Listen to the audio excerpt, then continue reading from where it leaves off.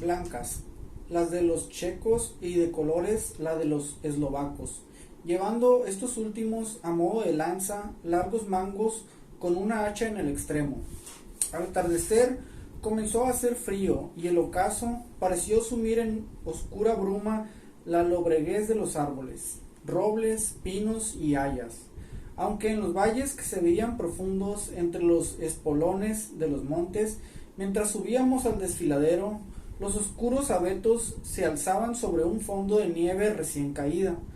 En ocasiones, cuando la carretera cruzaba los bosques de pinos que en la oscuridad parecían cerrarse sobre nosotros, las grandes masas grisáceas que los árboles desparramaban por todas partes producían un efecto particularmente espectral y solemne que favorecía los tétricos pensamientos y figuraciones que sugerían el atardecer. Cuando el sol poniente proyectaba las nubes fantasmales en el extraño relieve que se deslizaba sin cesar entre los valles de los montes Cárpatos. Algunas veces los montes son tan escarpados que, a pesar de la urgencia del cochero, los caballos se veían forzados a ir al paso. Quise bajarme y caminar junto a ellos, tal y como lo hacemos en mi país, pero el cochero no lo permitió.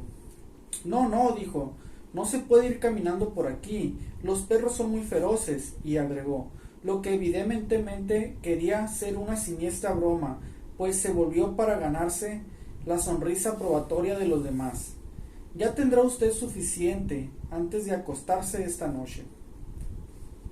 La única ocasión que se detuvo fue para encender los faroles. Cuando anocheció, los pasajeros se pusieron nerviosos y unos tras otro comenzaron a decir cosas al cochero, como suplicándole que fuera más deprisa. Él azotaba despiadadamente los caballos con su gran látigo y los animaba a correr más con furiosos gritos de aliento. Entonces, en medio de la oscuridad, percibí una especie de claridad grisácea delante de nosotros, como si se tratara de una grieta entre los montes del nerviosismo de los viajeros.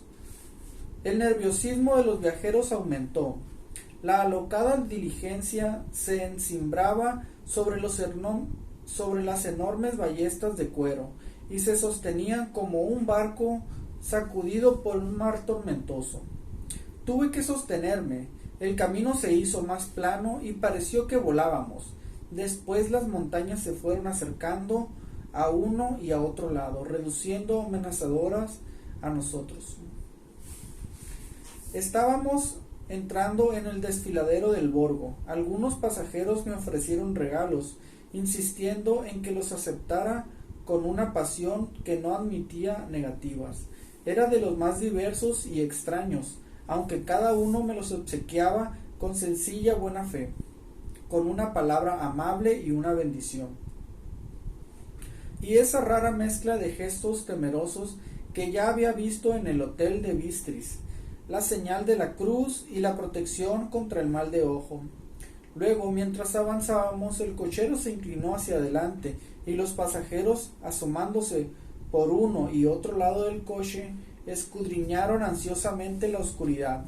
Era lógico que esperaban o temían que ocurriera algo muy emocionante, pero a pesar de que pregunté a cada uno de los pasajeros, nadie quiso darme la más mínima explicación. Tal estado de nerviosismo se prolongó durante un rato. Por fin vimos ensancharse el desfiladero hacia el oriente. El cielo estaba poblado de nubes oscuras e inquietas, y en el aire se percibía una sensación densa y opresiva de tormenta. Parecía como si la cordillera hubiera dividido la atmósfera en dos, y ahora entrásemos en la parte tormentosa. Yo mismo me asomé intentando ver el coche que debía llevarme hasta el Conde. A cada instante esperaba ver la penumbra, el resplandor de los faroles, pero todo estaba oscuro. La única luz que distinguíamos eran los rayos parpadeantes de nuestros faroles, que hacían visible el vapor en forma de nube blanca, que expulsaban nuestros extenuados caballos. Ahora podíamos percibir la arenosa calzada delante de nosotros, pero no había señal alguna del otro vehículo. Los pasajeros se acomodaron con un suspiro de alivio que pareció una burla a mi desencanto. Me puse a pensar sobre lo que deberíamos hacer ahora, cuando el cochero, consultando su reloj, comentó algo a los demás que escuché a duras penas, pues lo dijo en voz baja. Creo que fue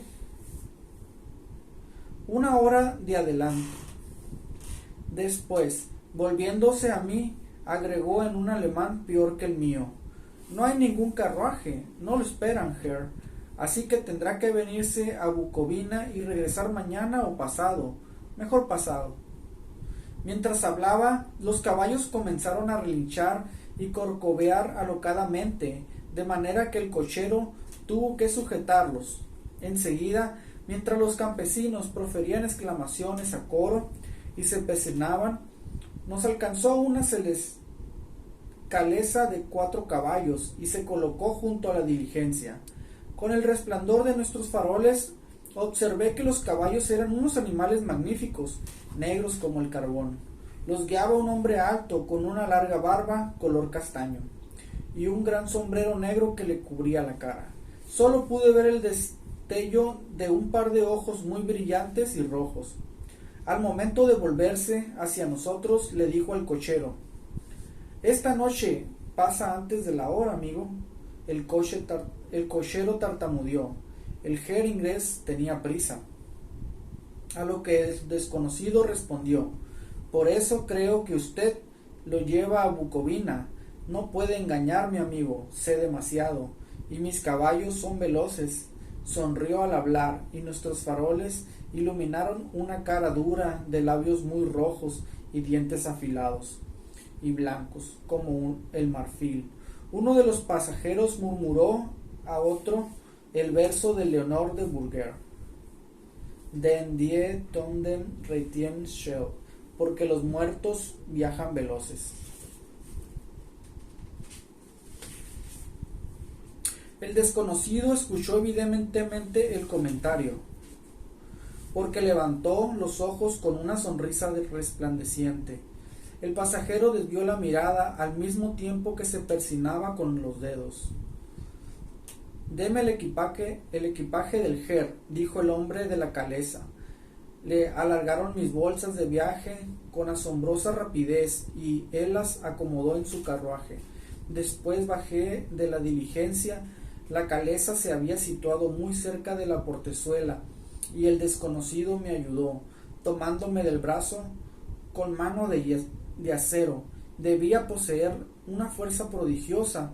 Sin pronunciar una palabra, sacudió las riendas de los caballos, dieron la vuelta y nos internamos en la oscuridad del desfiladero. Al ver hacia atrás, vi el vapor de los caballos de la diligencia a la luz de los faroles y cortadas sobre él las figuras de mis anteriores compañeros de viaje persinándose. Luego el cochero hizo azotar el látigo sobre los caballos y prosiguieron su veloz viaje a Bucovina.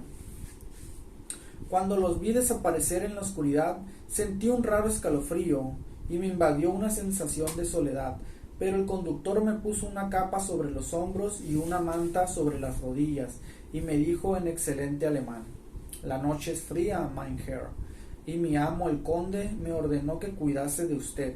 Hay un frasco de Slivovitz, licor de ciruelas del país, bajo su asiento, por si lo apetece». No lo probé, pero era un consuelo saber cómo se encontraba allí de todos modos. Me sentía algo extraño y bastante asustado. Pienso que de haber tenido alguna otra opción, la habría aprovechado, en vez de continuar este viaje nocturno no sabía dónde.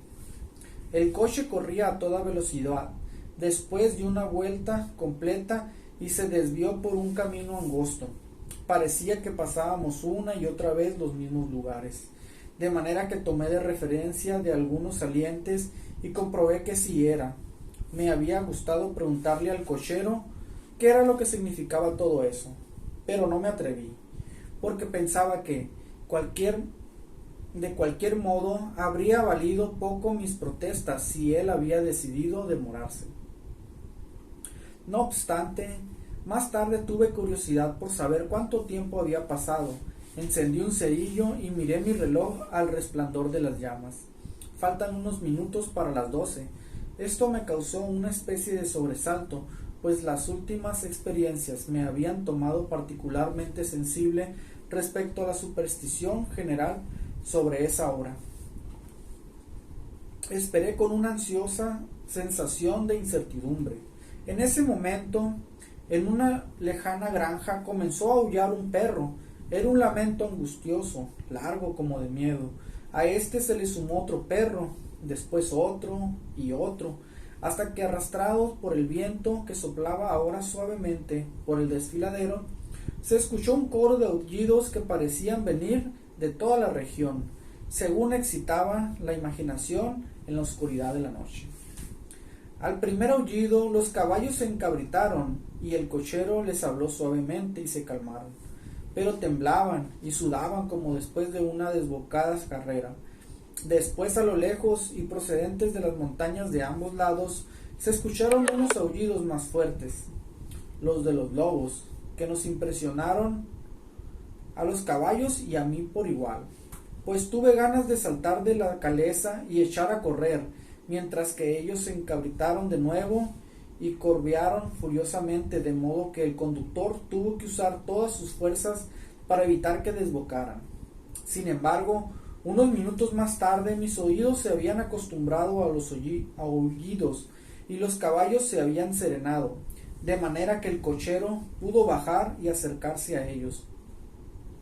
Los acarició y tranquilizó murmurándoles algo al oído, como hacen los domadores, lo que tuvo un resultado extraordinario, pues luego de sus caricias se volvieron de nuevo manejables, aunque todavía temblaban. El cochero ocupó nuevamente su lugar y, sacudiendo las riendas, prosiguió la marcha a gran velocidad. Esta ocasión, al llegar al otro extremo del desfiladero, se metió repentinamente por un estrecho camino que doblaba bruscamente a la derecha. Poco tiempo después penetramos en un paraje lleno de árboles que en ciertos lugares formaban arco por encima del camino, dando la impresión de que corríamos por un túnel. Una vez más nos vimos acompañados por grandes y amenazadores peñascos que se erigían a ambos lados. Aunque el terreno estaba protegido, escuché que se estaban levantando el viento, porque gemía y silbaba entre las rocas, y las ramas de los árboles entrechocaban a nuestro paso. Por momentos el frío aumentaba y comenzó a caer una nieve fina, en forma de polvo, de modo que no tardó en cubrirse todo de blanco a nuestro alrededor. El penetrante viento, aunque se iba debilitando a medida que avanzábamos, traía aún los ladridos de los perros, los aullidos de los lobos, se escuchaban cada vez más cerca, como si nos fueran rodeando por todas partes. Yo estaba terriblemente asustado y los caballos compartían mi temor. Sin embargo, el conductor no se alteró lo más mínimo. De vez en cuando volvía la cabeza de izquierda a derecha, aunque yo no lograba ver nada en la oscuridad. De repente, a la izquierda distinguí ver el parpadeo lejano y vacilante de una llama azulada. El conductor la vio al mismo tiempo que yo, detuvo de inmediato los caballos y, brincando a la tierra, desapareció en la oscuridad. Yo no sabía qué hacer, y menos con los aullidos de los lobos cada vez más cercanos. Pero mientras dudaba, regresó el conductor, ocupó su asiento y sin decir una palabra prosiguió la marcha. Pienso que debí quedarme dormido y soñar ese mismo incidente, pues me pareció que se repetía de manera interminable, y ahora, al pensar en ello, se me antoja una terrible pesadilla. En una ocasión, la llama estaba tan cerca del camino que aún en la oscuridad que nos envolvía pude percibir los movimientos del cochero. Se aproximó a donde estaba la llama azul, tan débil que no iluminaba ni siquiera a su alrededor, juntó unas cuantas piedras y formó una especie de señal, y se produjo un raro efecto óptico. Al situarse el conductor entre la llama y yo, no tapó la luz, sino que seguí observando su parpadeo fantasmal, como si él no estuviera adelante. Esto me sobresaltó, pero debido a que fue algo momentáneo, pensé que los ojos me habían engañado, de tanto forzarlos en la oscuridad. Luego, durante un rato, no volvimos a ver más llamas azules, y continuamos corriendo a gran velocidad, a través de la noche, mientras los lobos aullaban a nuestro alrededor, como si nos siguieran, conservando el cerco a la misma distancia. Por último, el conductor hizo una nueva parada y se alejó. Más que las otras ocasiones, durante su ausencia los caballos comenzaron a temblar violentamente y a resoplar y relinchar de temor. Yo no lograba averiguar el motivo, pues los aullidos de los lobos habían cesado completamente. Pero en ese instante, y entre unas nubes negras, surgió la luna por detrás de la mellada cima de un monte rocoso y poblado de pinos, y descubrí que nos encontrábamos rodeados por un círculo de lobos de blancos colmillos y colgantes lenguas rojas. Las patas largas y nervudas y el pelo alborotado eran 100 veces más horribles en este tétrico silencio que cuando aullaban. Me sentí paralizado de terror. Solo cuando el hombre se enfrenta cara a cara a estos temores es cuando puede entender su verdadera importancia. De repente los lobos comenzaron a aullar otra vez, como si la luna hubiera ejercido algún extraño influjo sobre ellos. Los caballos se encabritaron mirando a su alrededor de modo lastimero, pero el cerco vivo del terror los rodeaba por todas partes y se vieron obligados a permanecer dentro de él. Grité y al cochero que regresara. Me pareció que nuestra salvación consistía en romper el cerco y ayudarle a subir. Grité y golpeé el costado del carruaje esperando alejar a los lobos por ese lado y darle la oportunidad de que llegara hasta la portezuela. No sé de qué modo lo hizo, pero el caso es que lo escuché levantar la voz con un tono de autoridad, y al mirar aquella dirección lo observé inmóvil a la mitad del camino. Agitó los brazos como barriendo un obstáculo invisible, y los lobos fueron retrocediendo más y más. En ese preciso instante cruzó por delante de la luna una nube densa y nuevamente se sumió todo en tinieblas.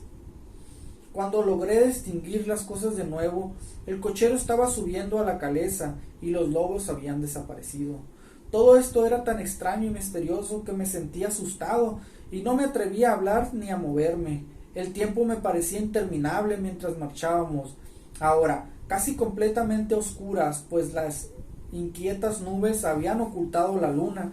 Seguimos subiendo, aunque de vez en cuando había alguna súbita bajada. Nuestro camino era cuesta arriba. De repente me di cuenta que el cochero conducía a los caballos hacia el patio de un enorme castillo en ruinas, en cuyas altas y oscuras ventanas no se veía ningún resplandor y cuyas almenas desmoronadas cortaban sus medallas siluetas contra el cielo alumbrado por la luna. Capítulo 2. Diario de Jonathan Harker, la continuación. 5 de mayo. Tal vez me dormí, pues si hubiera estado despierto por completo me habría dado cuenta que nos aproximamos a este asombroso lugar. En la oscuridad el patio parecía de grandes dimensiones, pero como de él parten varios accesos bajo sus respectivos arcos de medio punto, tal vez me dio la impresión de que era mayor de lo que en realidad es. Todavía no lo he podido conocer de día. Cuando se detuvo la caleza, el cochero saltó al suelo y me dio la mano para ayudarme a bajar. Nuevamente tuve la oportunidad de comprobar su fuerza prodigiosa. Su mano parecía en verdad un mecanismo de acero capaz de estrujar la mía si deseaba. Después cogió mi paquete y lo puso en el suelo junto a mí, ante una gran puerta vieja y tachoneada de enormes clavos, bajo un pórtico de piedra que sobresalía. Pude observar incluso con la escasa luz que la piedra estaba tallada de manera imponente, pero que sus adornos esculpidos parecían muy desgastados por la lluvia y el tiempo. Entretanto, el conductor subió de nuevo a su asiento y sacudió las riendas, arrancando los caballos, y la caleza desapareció bajo uno de los oscuros arcos. Permanecía en silencio donde estaba, pues no sabía qué hacer. No había señal alguna de aldana o campanilla. No era posible que mi voz lograra traspasar esos muros severos y esas ventanas en tinieblas. Me pareció interminable la espera y me asaltó un sinnúmero de dudas y temores. ¿A qué tipo de lugar he venido? ¿Y entre qué clase de gente estaba? ¿En qué espantosa aventura me había embarcado? Era un incidente común en la vida de un pasante de abogado que lo enviaran a explicar a un extranjero los trámites sobre la compra de una finca en Londres. Pasante de abogado, a mí no le habría gustado abogado, porque un poco antes de salir de Londres me enteré que aprobé el examen. Ahora soy abogado con todas las de la ley. Comencé a pellizcarme y a frotarme los ojos para ver si estaba despierto.